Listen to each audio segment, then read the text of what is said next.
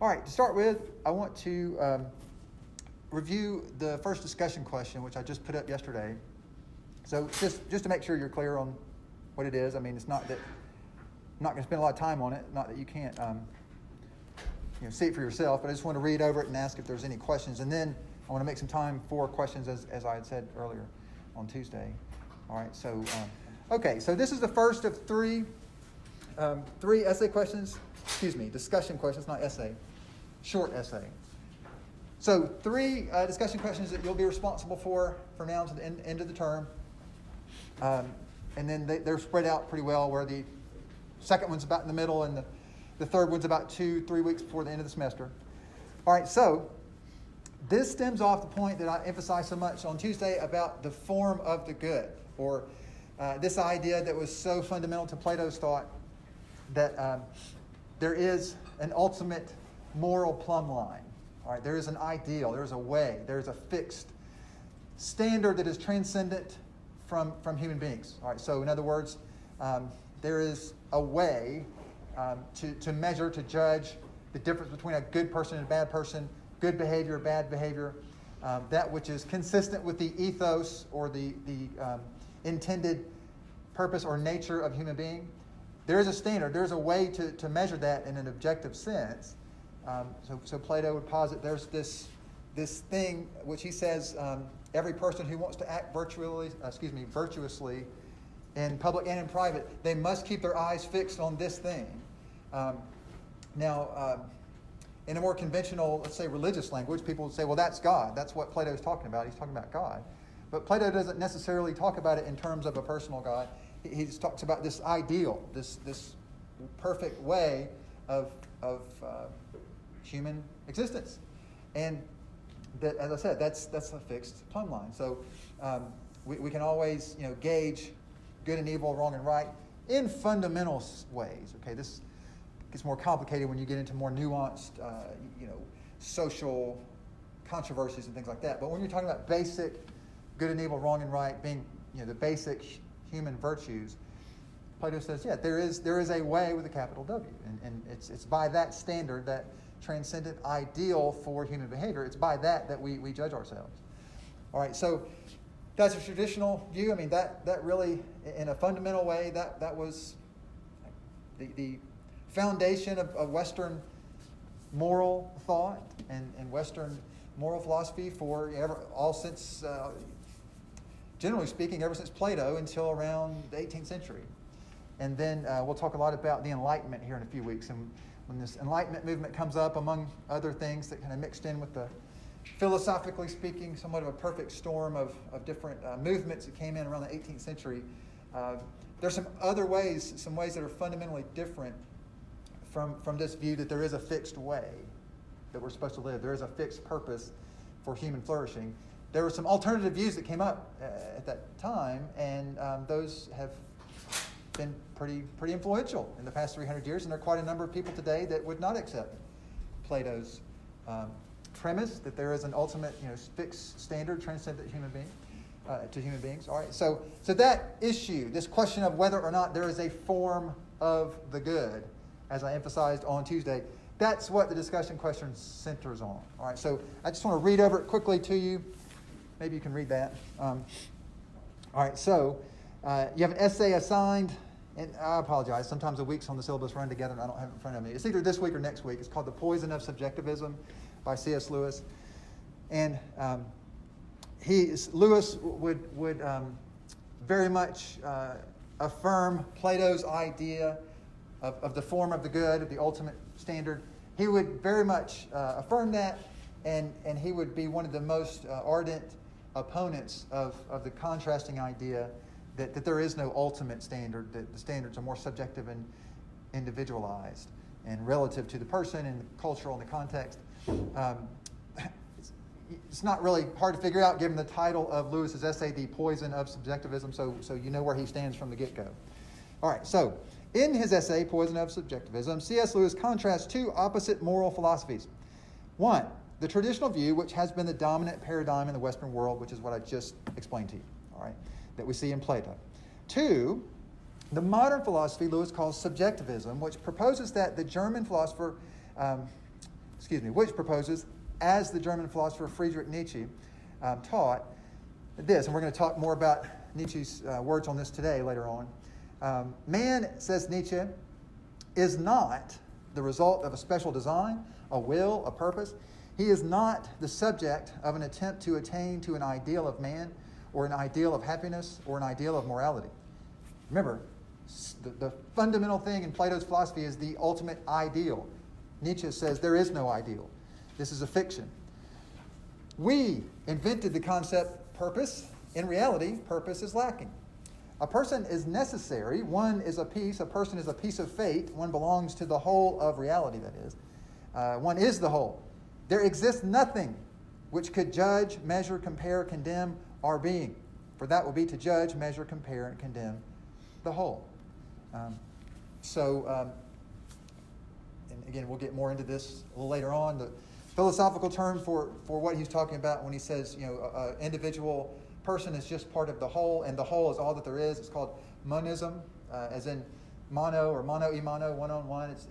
It's this concept that all of the universe is all that exists. It's often inseparably connected with this idea of materialism, which I said the other day, that all reality consists of matter in some way. But the point is, there's nothing outside the universe by which the universe can be judged. And human beings are just one component in this massive reality we call the universe, and that's it. It simply is what it is. Or you can't say, that's not right, or you're not right, or you shouldn't behave that way, because those kinds of statements are the same kind of statement as saying you exist. Because whatever is, and that's that. Right? There's no, whatever is there, but the way it should be is, well, there's no should be, because there's just what is. Or it's just one. That's the premise that Nietzsche is holding there. All right, so it would be hard to come across two philosophical frameworks or paradigms that are more opposite of each other. Okay, and both of these are very influential. It's we'd probably get astray if we started talking about percentages or how many people hold to one view and the other. So that's not really the main point here. But Nietzsche's view is very influential, and it has been for quite a while in our contemporary Western world. So it's worth contemplating for sure. Okay, so arguing in favor of the traditional view and ardently opposing the modern subjectivist view, Lewis explains the difference between the two. By practical reason, I mean our judgment of good and evil. If you are surprised that I include this under the heading of reason at all, let me remind you that your surprise is itself one result of the subjectivism I am discussing. Until modern times, no thinker of the first rank ever doubted that our judgments of value were rational judgments. So in other words, Lewis is arguing that, look, when we behave immorally, that's synonymous with saying that we're behaving irrationally, because reason, with capital R, that entails moral behavior as well. Okay? So he says if that sounds odd to us, that's because we've been conditioned by this modern view. So, till modern times, no thinker of first rank ever doubted that our judgments of value were rational judgments or that what they discovered was objective. It was taken for granted that in temptation, passion was opposed not to some sentiment, but to reason. Thus Plato thought, thus Aristotle, thus Hooker, Butler, and Dr. Johnson. The modern view is very different. It does not believe that value judgments are really judgments at all. They are sentiments or complexes or attitudes produced in a community by the pressures of its environment and its traditions, and differing from one community to another. To say that a thing is good is merely to express our feeling about it, and our feeling about it is the feeling we have been socially conditioned to have. And by the way, Lewis develops this argument. His, most robust articulation of his argument here is in a book called The Abolition of Man, if you're interested in that. It's very, very much worth reading. All right, so there's Lewis's explanation of the differences. So here's your question in light of all that, all right, in light of the setup there. Post an approximately 250-word response to the following two-part question. 1, which of these two views do you believe to be the best, and why? All right, so you can't just say, I think Nietzsche makes more sense, and Nietzsche really enables us to think and live in a better way than we would if we embrace the traditional view. Okay, say that, but don't stop there. Give an explanation. Give an argument, a reasoned articulation of why. Why do you think that Nietzsche's view is superior and people really would be better off embracing his view than Plato's or Lewis's, or vice versa? So give, that's what I'm looking for there, is that you give a well-reasoned explanation, not just an assertion of, this is where I stand. Okay. Then include in that, or add to that, being as specific as possible, explain what is at stake in the question. In other words, what does it matter whether a person holds one of these views or the other? What is lost or gained? What are some examples of potential or actual consequences in everyday life of people embracing either of these views? So, pretty straightforward. Just I emphasized a lot the first day that philosophy has bad reputation among some people. It's very inaccurate perception, I think. The reputation is based on an inaccuracy. But this idea that philosophy is just this abstract, navel-gazing, inconsequential pursuit that people engage in if they have a particular niche interest and have a lot of spare time on their hands, but not something immediately related to the real world. Now, I firmly believe that is precisely opposite of the truth, that the philosophies we hold have, there's really hardly anything else in your life and what you think that has more of an immediate impact on your everyday life than your general philosophy and way of looking at the world. By the way, that's the whole gist of this piece called the book called Heretics. You read the introduction from. Hopefully, I'll get into that in a little bit too. But anyway, that's the point. Okay, where does the rubber meet the road here? If I embrace Nietzsche's view, and I hold to this modern, more relativistic, subjective understanding of moral standards and political ideals and such like that, and one of you says, no, Plato is a voice of wisdom who resounds through the ages. He was right when he said that we must strive to align ourselves with the transcendent ideal of goodness and truth and beauty, and that's fixed in the way that mathematics is fixed. No, Plato was right. Lewis is right. Okay, if you believe that and I believe Nietzsche, what's the difference? How's that going to have any impact as we leave the classroom and go out into the world and make financial decisions and vote on political candidates and establish interpersonal relationships and respond to someone who cuts us off in traffic and so forth and so on? What's the impact? Right. So that's the question. Right. That's what you're asked to respond to. And you need to have that posted. And keep in mind, it's really, really best if you make your initial post. So the deadline is midnight, Sunday, September 13th, which is about a week and a half. It's really best if you would have your initial post posted by Friday. Now, I'm not going to grade you on that. But if you have your post up by Friday, that would give, obviously, other people an opportunity to look at what you've written and respond, where you will definitely lose points. Usually, sometimes things happen beyond our control. Yes, here? Excuse me if I'm wrong, but I'm pretty sure the deadline was last night for how you had set it up. For the discussion question? Yeah. Really? Oh, I'm sorry, my mistake. Okay. Well, that's okay. You can compensate. I know that's a 0, but you'll make up for it with other assignments, right? Just kidding. I'll reset that. Okay. I just clicked the wrong date. Then it should be. I'll open that back up today, this afternoon, and then it'll go until September 13th. So is that what you're going to say? Yeah, that's what I was going to say as well. Okay. Since you said that, just because I don't think I did my best on the discussion, is it possible to resubmit another discussion? Oh, for this one? Yeah. Oh, for sure. Yeah, you can. We'll just unless you want to keep it. I'll just do away with what's there now. I didn't even know. Unless you want, or if you want to add to it. Oh, no, not do away with everything else, because, Yeah. No, I'll just open it up and it'll be there for whatever you want to do. Yeah. Oh, you can do it? So, Thank you. yeah. Sorry about that. I just clicked the wrong thing. So anyway, so every time I do one of these discussion questions, and don't take me to be browbeating anybody, because I know sometimes things happen beyond our control. But I'll have a few people that will go. So it's due at midnight on Sunday, and they'll go at 10:30 on Sunday night, and make their initial post and then go and respond to two other people really quickly. And of course, nobody can respond to them at that point, usually, not very often, because everybody else has already got theirs in and that kind of thing. So point being, if you could take the initial post a day or two before the deadline, that's good, because that opens it up for everybody else to get the most out of the discussion. And you're certainly welcome, and some people, that's really great when that happens. Somebody else's post catches your attention, and then you don't have to stop at responding to two students, but you at least have to make a response to two others at a minimum to get full points for the discussion. But like I said, you can do as many as you want.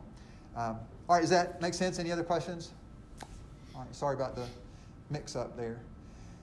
Okay, I just wanted to make sure that was clear. So, anything that's going to be graded, I want to make sure you have a firm grasp on what I'm asking there. So. All right, before we get into the content of the lecture today, as I mentioned on Tuesday, I just wanted to open up, just make sure we have some time, and I don't press us too much where you have something on your mind you wanted to raise in class that you didn't get time to. So, in what we've discussed so far for the past, I guess this is our 4th class already. So anything that I've gone over in class or we've discussed, or from the reading that's stood out to you that you'd like to comment upon, or maybe raise some questions? Okay. Just from Plato's Cave, Mm-hmm. he talks about how it's hard for someone to go into philosophy and realize the true nature of things because they're doing it, and they're going out on their own. There's no guidelines for them to go through. Right. And that was back in the context of over 2,000 years ago, whereas in modern day, could you perceive it more as if it's facilitated, it's much easier to reach that point in philosophy to understand things in a brighter light, so to speak? Facilitated it in what way? Because like for Plato and Socrates, it's more like they were out on their own in that way of thinking. Whereas today, like we have philosophy classes that show you how to do it, so it's already easier in a sense. But would it make it easier for just the general populace to have an understanding of the philosopher?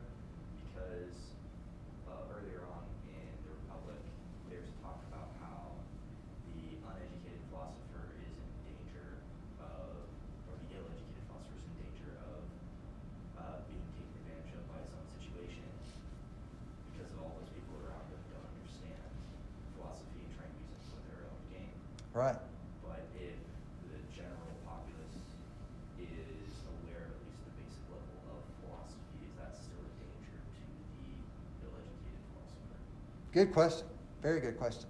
And this is, in fact, this would be, I'm going to make a note of that, and next semester when I do this class, maybe we'll start the class with that line of thinking, because that's really important. And it's interesting that you raise that, because, so this semester I teach this course, and then I teach 2 sections of ethics and values, and somebody raised a similar point in the ethics and values class the other day, which is so important. So just to clarify, and correct me if I don't restate this properly, but so Seth is saying that, okay, back up the timeline 2,400 years. Plato's exact dates are eluding me, but around say 3rd, 4th century BC.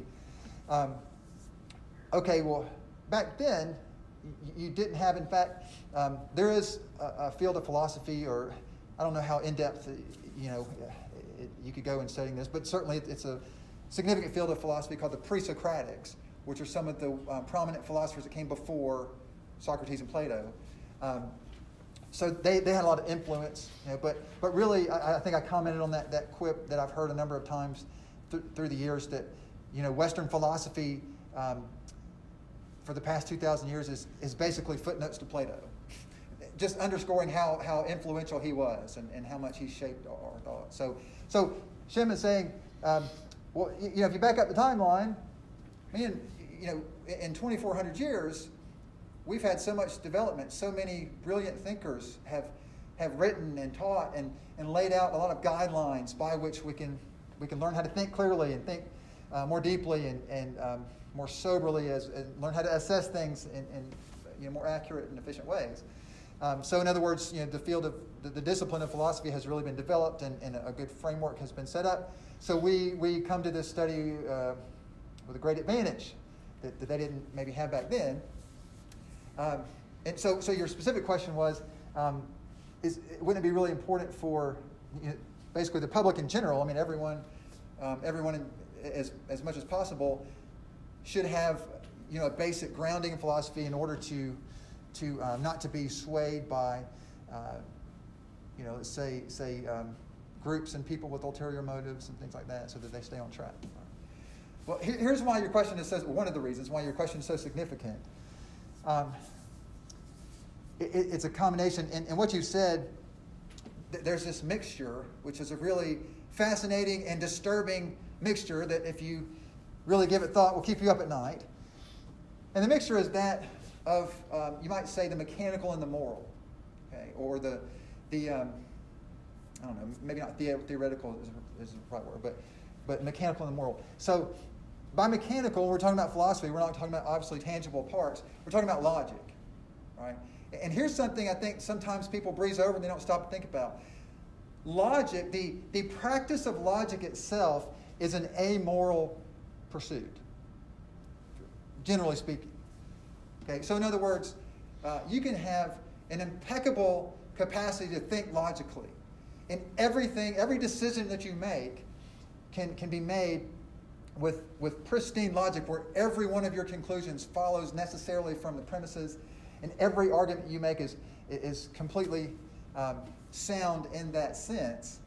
And yet you could be a complete criminal. Right? You could be one of the most nasty, immoral people that we've ever known. But nonetheless, you have an impeccable capacity for logic. So logic itself is a tool. Okay, and this goes back to my point, my slides on studying the sciences versus studying the humanities. Logic is a tool. That's all it is. It's a capacity. Maybe capacity is a better word, but it's a capacity that functions in a mechanical sense. We simply, in order for us to function in whatever we're doing, we have to learn to think logically. Whether you're, coding software, or if you're, planning a political campaign or whatever, or if you're building a house, you have to have a good sense of logic, or else you're not going to achieve the desired end, and you're going to have some regret. Okay, so in that sense, absolutely, the more formal guidelines and frameworks that we can set in place, the more formal education along those lines that people can engage in and sharpen and deepen and strengthen their sense of logic. That's only going to that's just going to strengthen everybody's ability to achieve desired ends. And logic is absolutely fundamental to the study of philosophy, no question. So the more we can develop that and put in formal guidelines, the better. But the other part is the moral, because we're reading several excerpts from G.K. Chesterton.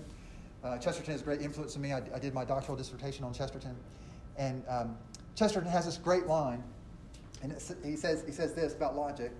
He says, "Until you have learned to find the truth without logic, you'll never be able to find the truth with logic. Because logic is a tool, but tools like the hammer I had on the slide, tools can be used for good purposes or bad purposes. So, in one sense, a more the logical, mechanical sense, yes, we've developed a lot, and we study an advantage, and it would be immensely important for as many people as possible to learn, how to think more logically. And as I said, people are much greater off now than they were 2,400 years ago in that respect.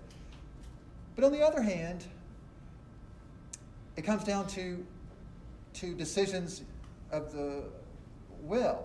It comes down to the individual will.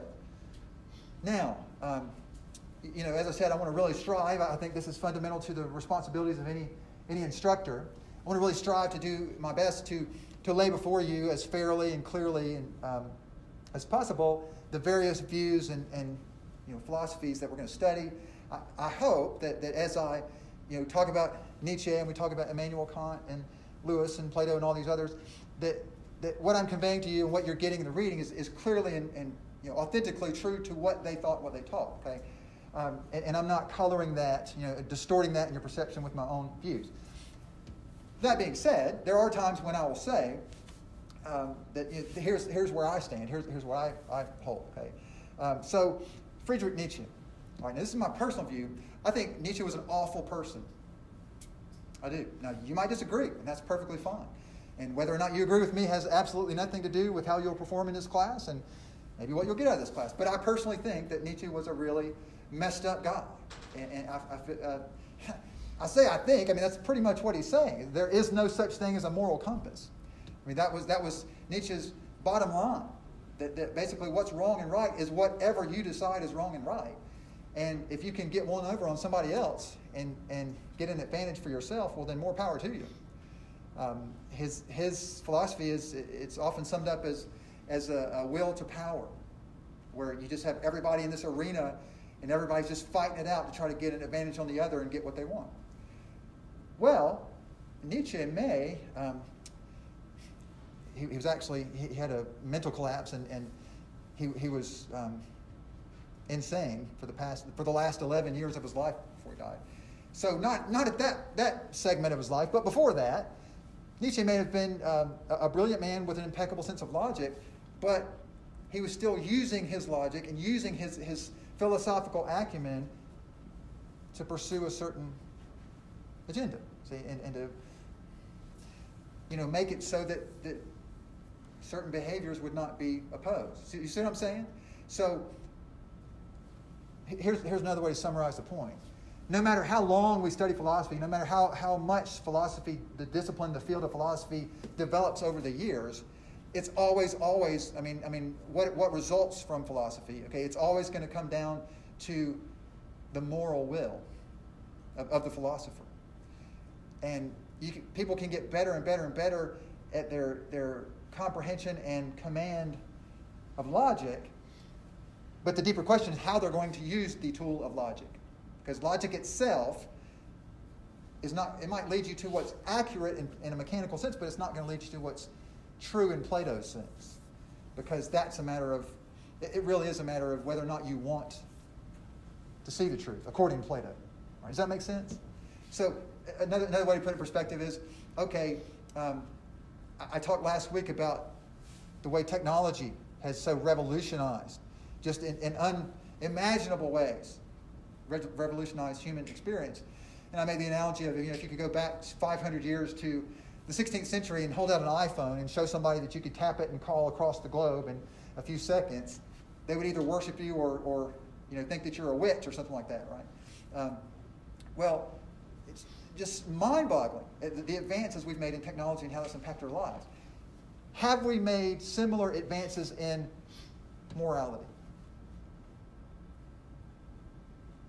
What do you think? No? Anybody thinks that we're as morally advanced today? So if you had a parallel graph, you could say, okay, to the scientific revolution in about the 17th century, that's a point where the hockey stick turns and our technological development just goes off the chart. Okay, is there a similar point, if you had a historical timeline, where, okay, back in Plato's day, women were seen as property. Okay, we would certainly judge that. Most people here would judge that to be a morally deficient view, that women were seen, somewhere along the line of slaves, where they weren't fully, didn't have a full voice as a citizen in society and that kind of thing, at least in many cultures. So we would say, okay, there's been some advancement, at least in the Western world, where we don't think of women as property anymore. But has there been a point on the timeline where we've turned and just had this radical improvement in morality as we have in technology? Shem? Well, I think the issue with that is that when we look at the hard sciences and technology, that can easily be taught in a classroom setting and build off the knowledge of the people before you. Right. Whereas I think morality comes a lot from how you're raised and your childhood and how you grow up and how you watch the people around you interact with the world around you. And that's much more of a personal learning experience. That's very hard to teach in any kind of classroom setting, because I feel like it's more of a slow teacher, and it's something that you base off of interactions you see multiple times throughout your life while you're growing up, and then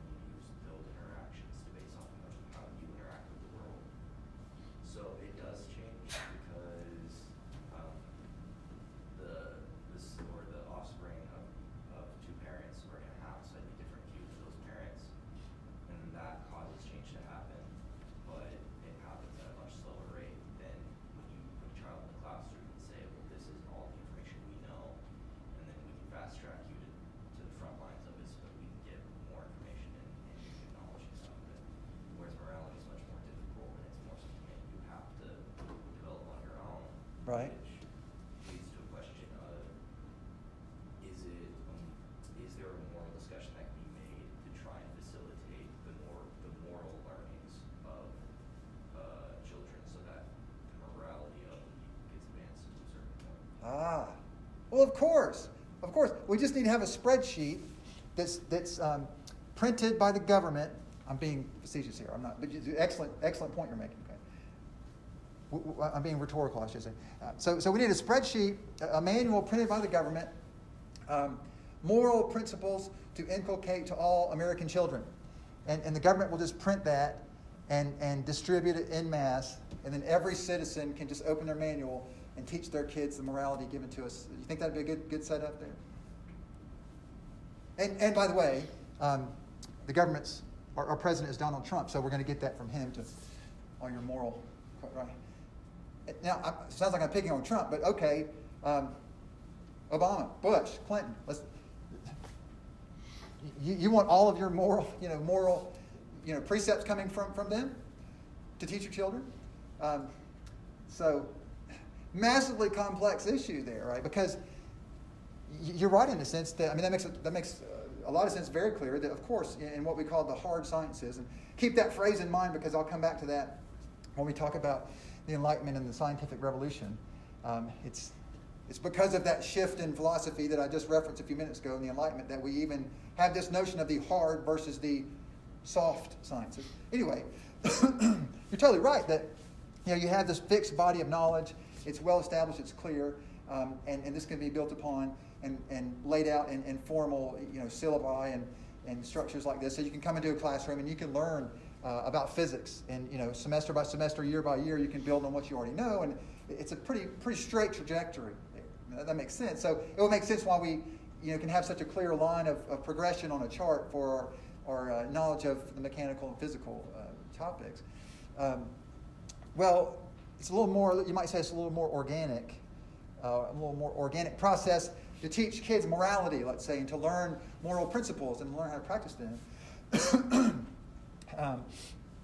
So you can't put that in as easily in a formula or a chart and structure it in the classroom as you can the others. But in a way, you're talking about apples and oranges, because it's not just a matter of it's a difference of kind, not just degree.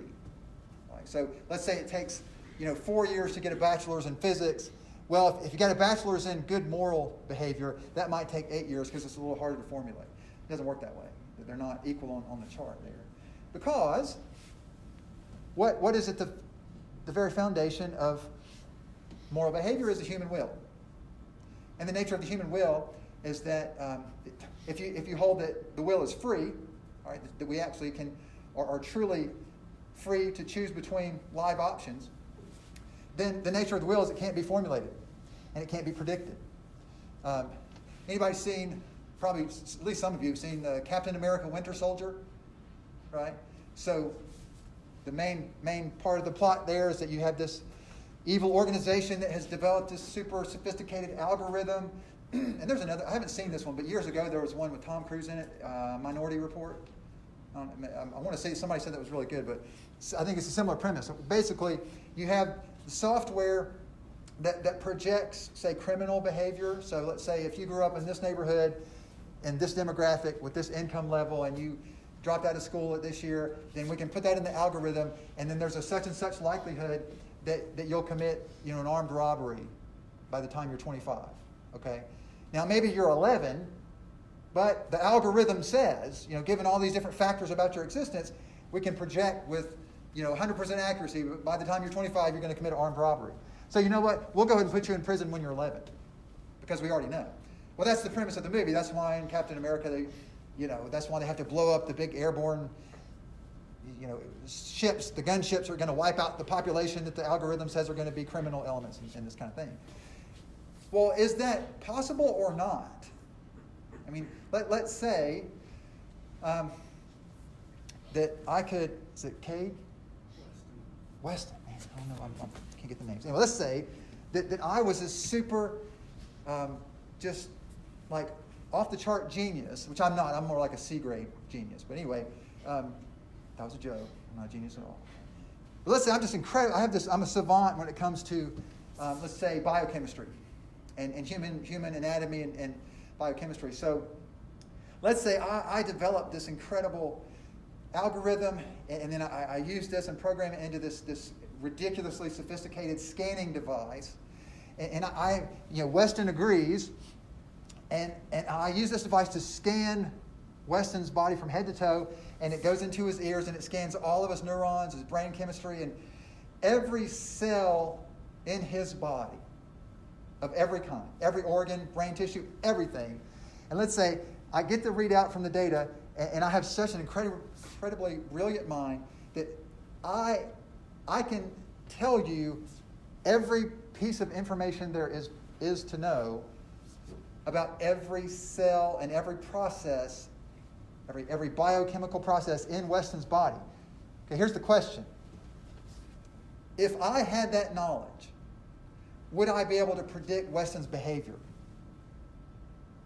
Yes, ma'am. I think now you're trying to get into a nature versus nurture kind of question, because even though you know what's happening scientifically, you can't really predict what they're going to do, because there's all these outside factors with where they grew up, their culture, all these more sociological kind of aspects. But then also kind of what Plato was saying with there's certain morals that everyone has, and that gets into the nature versus nurture kind of question. Right? Yeah, you're absolutely right. And okay, let's shift my analogy. So that was the biochemistry, version.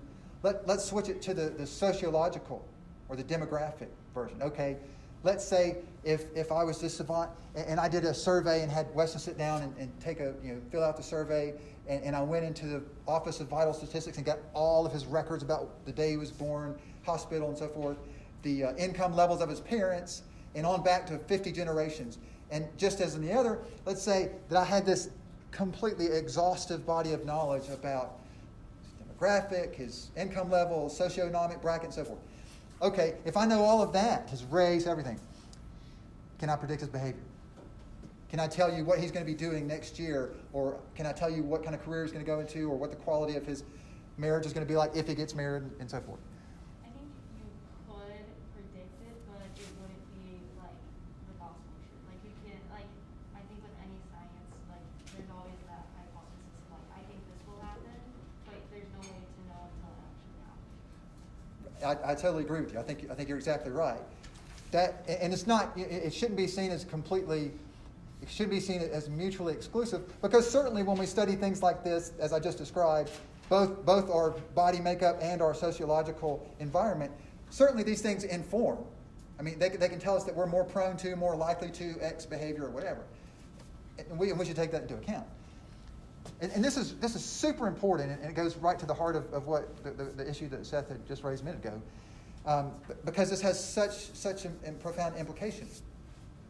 If you say, and this might sound extreme, but I think it's true if you follow it out to the logically necessary end.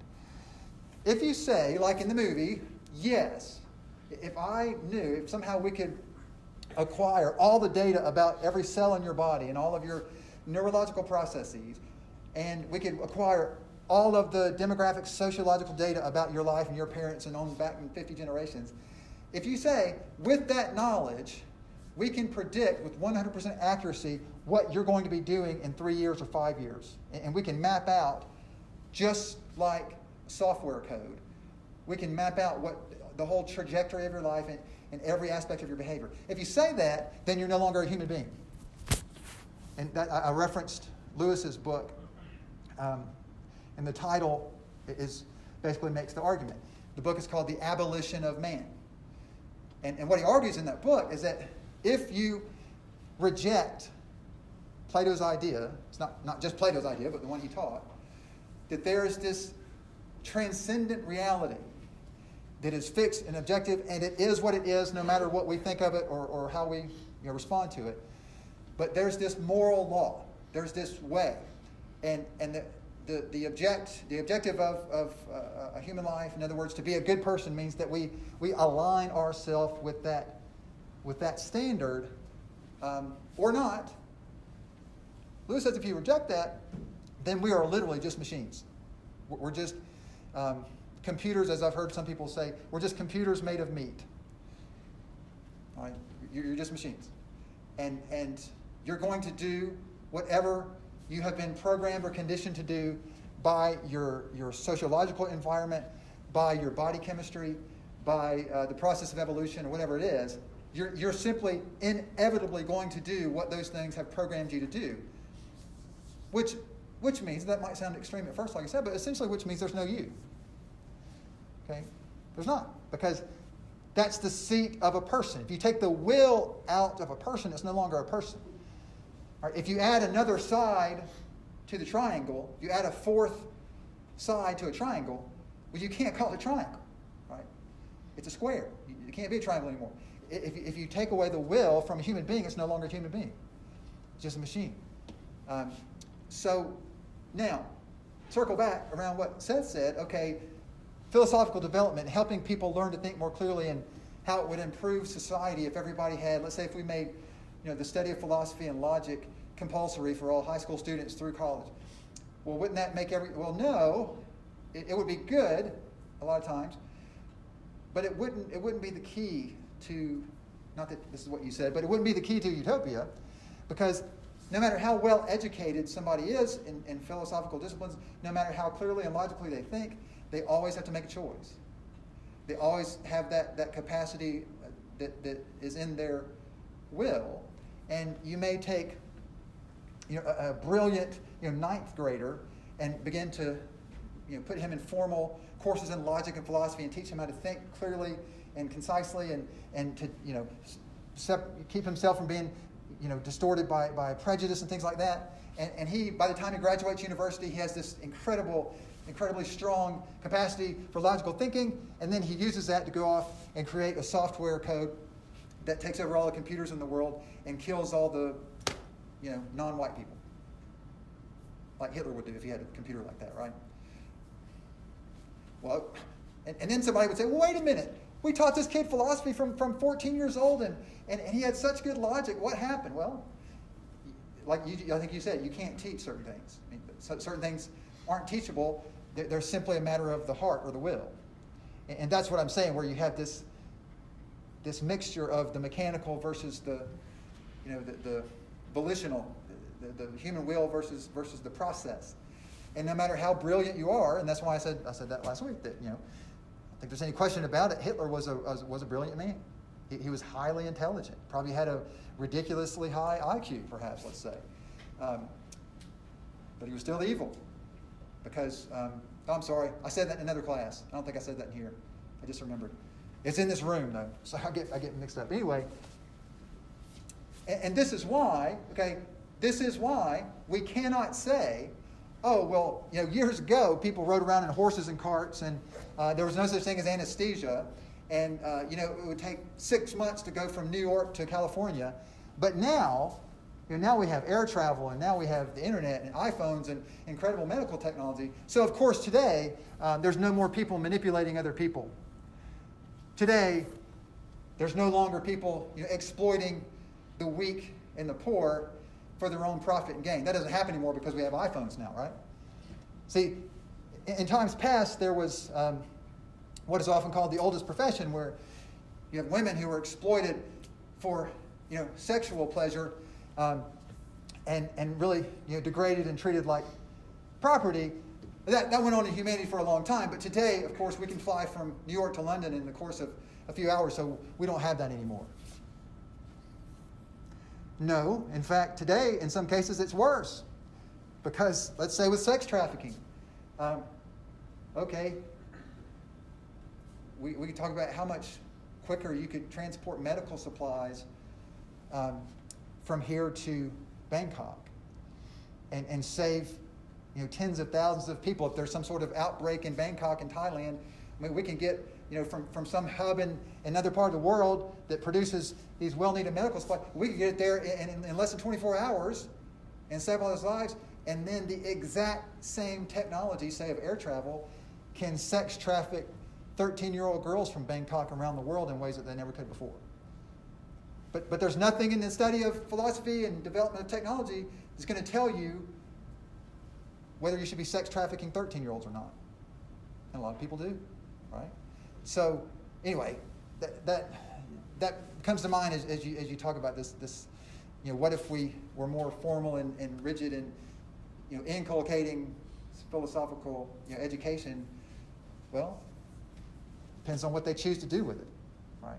For every one of us, not they but us, right? And this also underscores the point I'm trying to drive so much with you, the significance of this, because, and again, you may argue against me on this. You may say, Mitchell, you're being a little too short-sighted.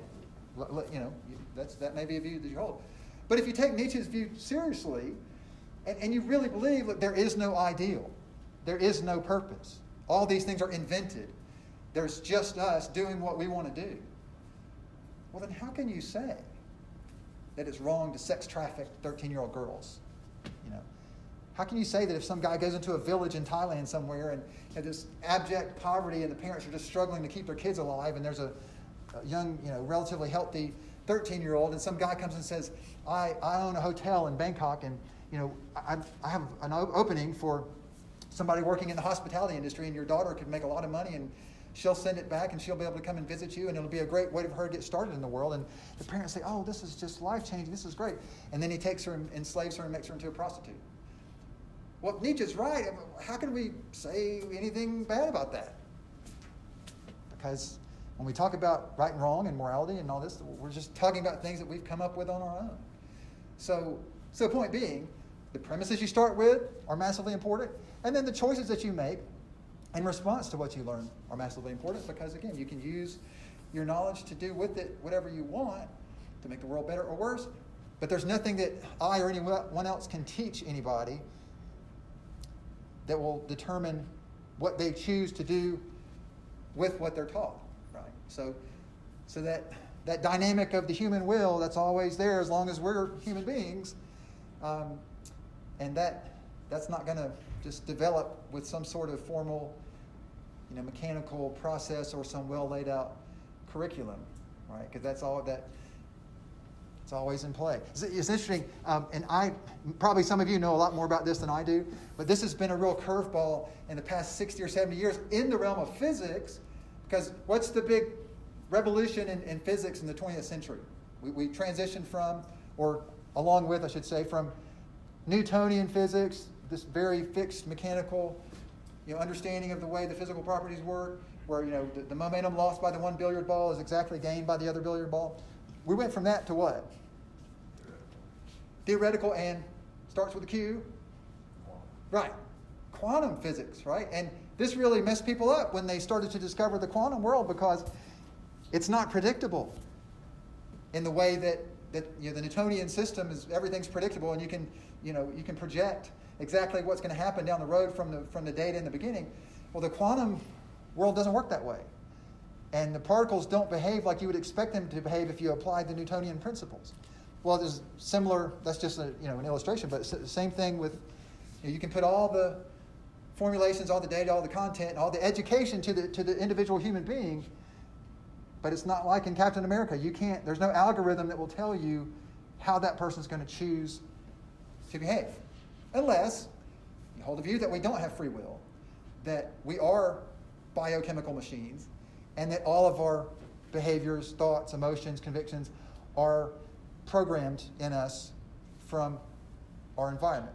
I mean, that's one view. But if you hold that, then that's a totally different way of approaching the issue. So, but great point to raise there. Really, really important. I hope that made some sense in terms of the relevance to what you're saying there. Any other thoughts? Anything else from the reading that has come up or stood out to you as particularly important? Yes, Brianna. What kind of stuck out to me was the heretics. Mm-hmm. The difference between heretics and orthodoxies. How heretics are more outspoken and Right. kind of like, this is what I think is right. You should hear what I have to say. And then orthodoxies are more like soft-spoken and like, you know what? Just if you don't listen to me, it's okay. You can listen to me if you want to, kind of thing. Yeah. And that's another great point. That's a lot of times what you're talking about is a lot of times how we should distinguish between a fanatic and a reasonable person. Or I mentioned last week an ideologue, like the man who believed he was dead, right? Same thing. Where that's the hallmark of the fanatic, is this complete inability to acknowledge the possibility of being wrong. Like, could you possibly be wrong? No, it's not possible. No way.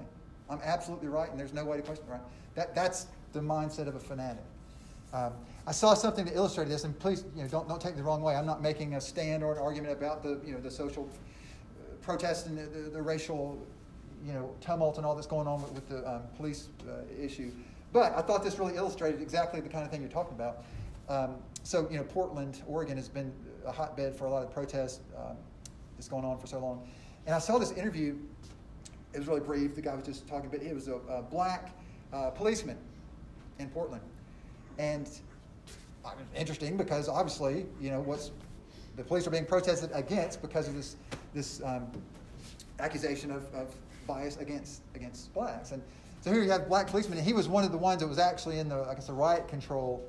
And he said he was really frustrated because he was up at the barrier, that protected the structure or whatever from the protesters. He was standing right there, and he said one of the protesters came over to talk to him, and they started having a conversation, which apparently was a good conversation. It wasn't contentious, relatively speaking. And he said as he's talking to this one protester, I guess simply because he had a uniform on and he was standing on the opposite side of the barrier, this other person comes up to this other protester comes up and says, hey, don't talk to him. Don't talk to him. Get away from him. Don't listen to what he has to say. Oh, really? So don't just shut him down. Shut him down. Exactly. And that is a lot of what Chesterton's talking about in that piece. That I love what he says, that the last of the worst superstitions is good taste. Because good taste says you don't talk about politics and religion, right? You don't bring up the race issue. Because, don't do it, that's going to offend people.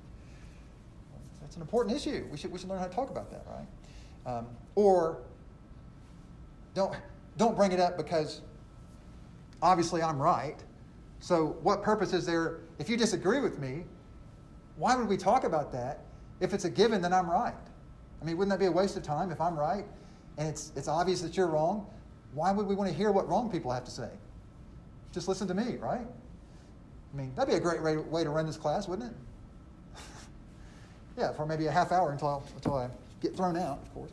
And it should be, if that was the case. But yeah, good point there. Anything else? And I want to look at this passage from Heretics for just a minute. Anything else stands out? All right. Well, yeah, go ahead. Yeah. And say your name again. Caleb. Yeah. I like the part where it's saying, like, in modern day, how like politics has become less literary or something. Mm-hmm. Literature's become less political. Yeah. So I think for the sake of like being non-controversial, and so I think it kind of goes back to what you said. It's kind of like things that are controversial, they're kind of hard to talk about, but those are most of the time the most important things to talk about. So I thought that part was really interesting. Yeah, that one stood out to me too. And he's got another line. In fact, it may be, Chesterton wrote so much sometimes I lose track of where he says what. But he has another line, maybe in the same book later on. But he says, if you're in trouble and you had to have a lawyer,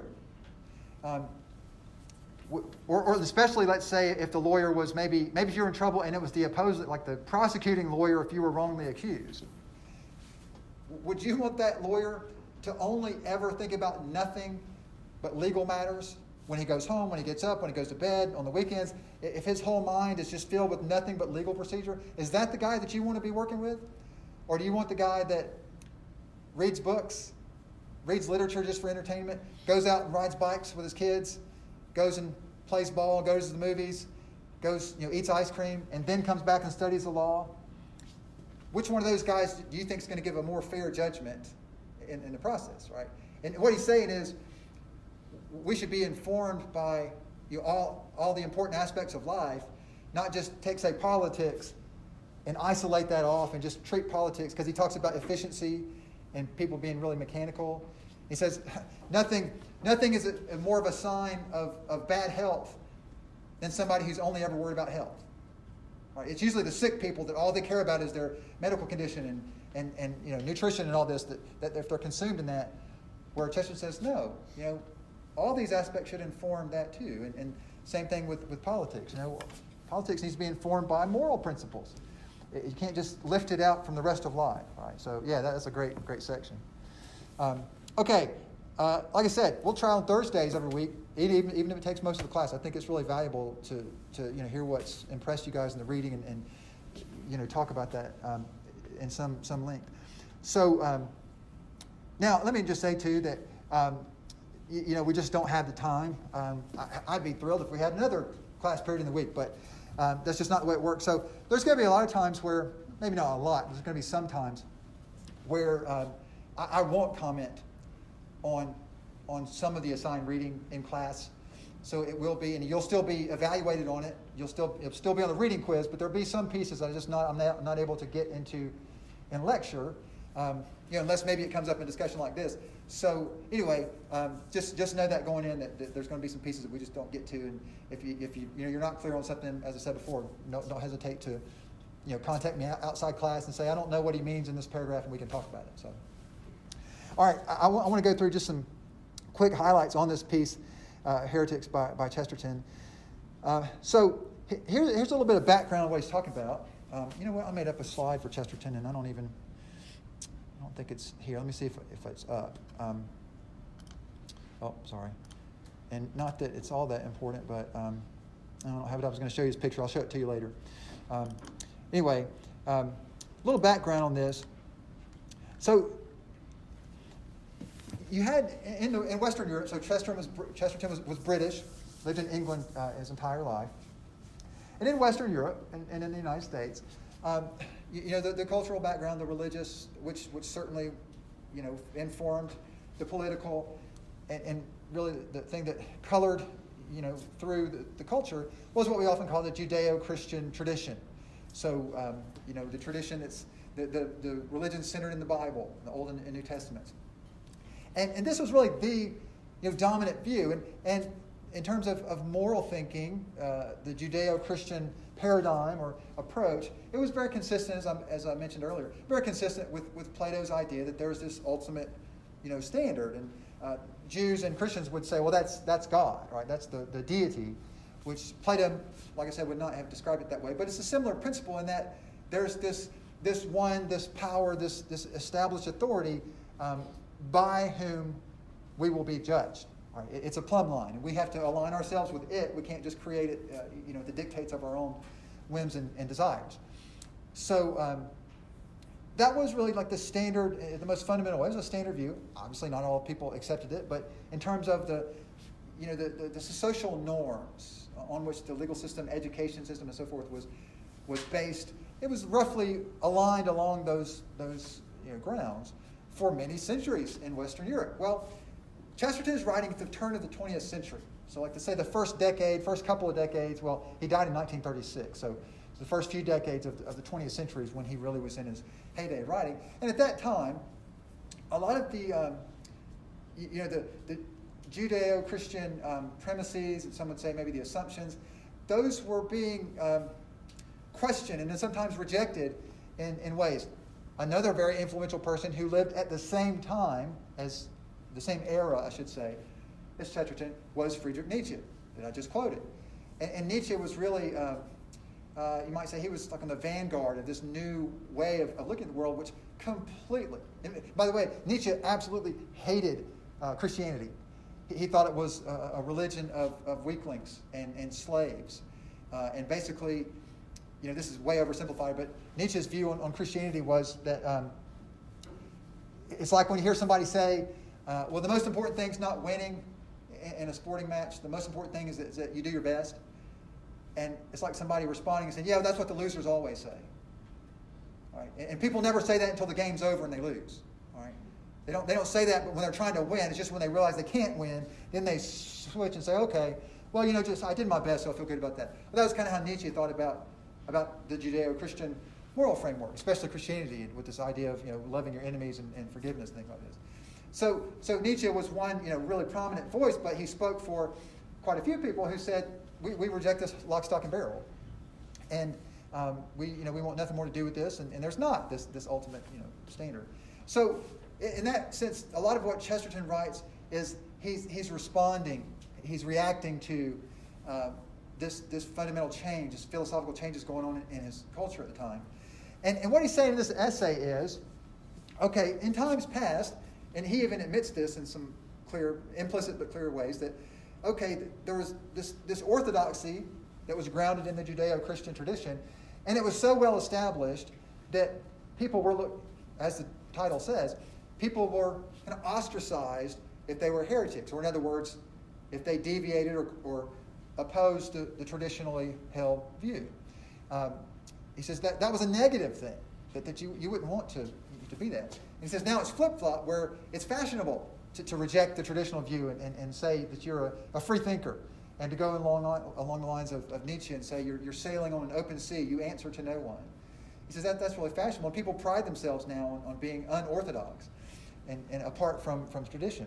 But what he said is the ironic result of that is that what's happened is that nobody wants to talk about it anymore, because maybe those that held to the tradition for so long were kind of heavy-handed, and they didn't allow people to question, and they just told people to shut up when they questioned the orthodoxy. Well, that's not good. But he says what's happened instead is that now there's a line in there where he says, the old way was that nobody but the orthodox ones were able to talk, and then the liberal movement came up to liberate people from that, philosophical tyranny. And he says what their intent was that no longer could it just be one group that spoke for everybody, but now everybody could talk.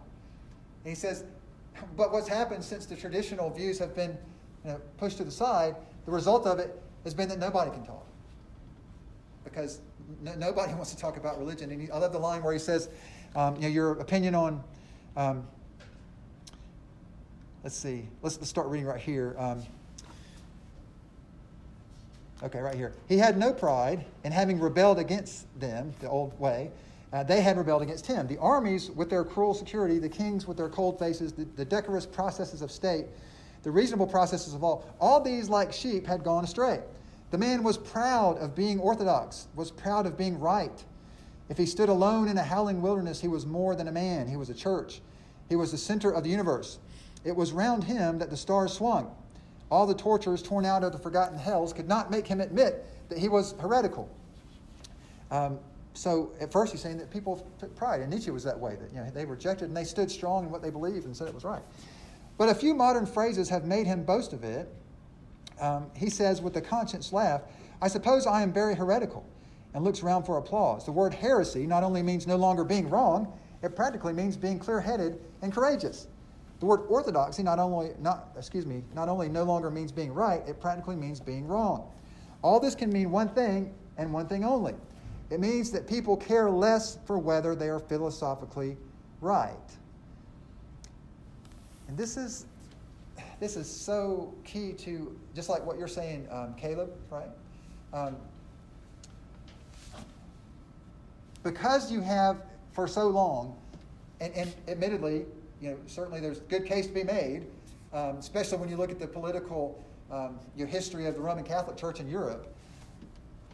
Many times in a very tyrannical, heavy-handed way. You have this traditional religious framework, and it's imposed on a society in an iron-fisted way. And, people were burned at the stake for heresy in medieval times. People were put in prison if they said they didn't believe in God. All right? People were put in prison if they questioned, even if they said they believed in God, but they questioned the teachings of the church, right? So obviously that's not, and Chesterton references this, that's not good. So there's a movement, and Chesterton's right in the middle of this, as I described, where people stand up and start saying, you know what, I am a heretic. I reject the orthodoxy of the traditional view. I'm going my own way. He says, okay, well, there's, it's certainly a good thing that you don't have, the one group, coming down, putting everybody under their thumb and forbidding any sort of dissent or questioning. That's not a liberal society. That's not a way to flourish. Okay, good. But what happens, he says, when people come up and have their own view and jettison the tradition, is that they begin to take pride simply in their novelty. That I'm a renegade. That I'm an independent thinker. To use Nietzsche's phrase, I sail on an open sea. I'm my own captain. I answer to no one. Okay, well, there's some strength in that, but are you right? Who cares about that? Right? I'm a renegade. Well, okay, you're a renegade. We get that. Good. Okay, that's better than being, thrown in prison by the tyrants. But are you right? Is your philosophy, is your perception of the world and of human nature, is it accurate? Well, Chesterton says the result of this shift is that people just don't care about that question. Because there's a famous line in the New Testament, in the biographies of Jesus in the Gospels, and the Gospel of St. John. There's this famous scene where Christ is brought on, he's arrested and he's put on trial, and he stands before the Roman governor Pilate, Pontius Pilate. Does anybody remember this, if you're familiar with the scene? And Christ says to Pontius Pilate, everyone on the side of truth listens to me. If you're familiar with the scene, you know what Pilate's response is? It's a question. You know it? Yes, what is truth? Yeah, exactly right. Pontius Pilate says, Christ says, well, everyone on the side of truth listens to me. And Pilate says, what is truth? There's your truth and my truth. Have you ever seen The Passion of the Christ that came out some years ago? There's a great scene when Pilate's talking to his wife and he's trying to figure out what to do with this tumult. And she says something to the effect of, she's talking about Christ, and says, he's a man of truth. And Pilate says, my truth is I've been assigned to this outpost and I've got to keep the peace here. That's my truth. Yeah. So truth is completely relative to the context. And that's kind of what Chesterton's getting at here, is that it's a good step to come out from under this tyrannical rule where nobody's allowed to speak, nobody's allowed to question. And he said what happens is that so many people just stopped short and said, hey, this is great. Now we can ask questions. But nobody cares enough about stuff to ask questions. So now we just go off and do our own thing. And this pursuit of what's ultimately right and true and good in Plato's sense, we're not worried about that. We're just thankful we can be renegades. Right? That's what Chesterton's getting at. Well, I better stop now. But I hope you guys have a good weekend. Like I said, I'll go adjust the dates on that discussion question. And I look forward to seeing you next Tuesday.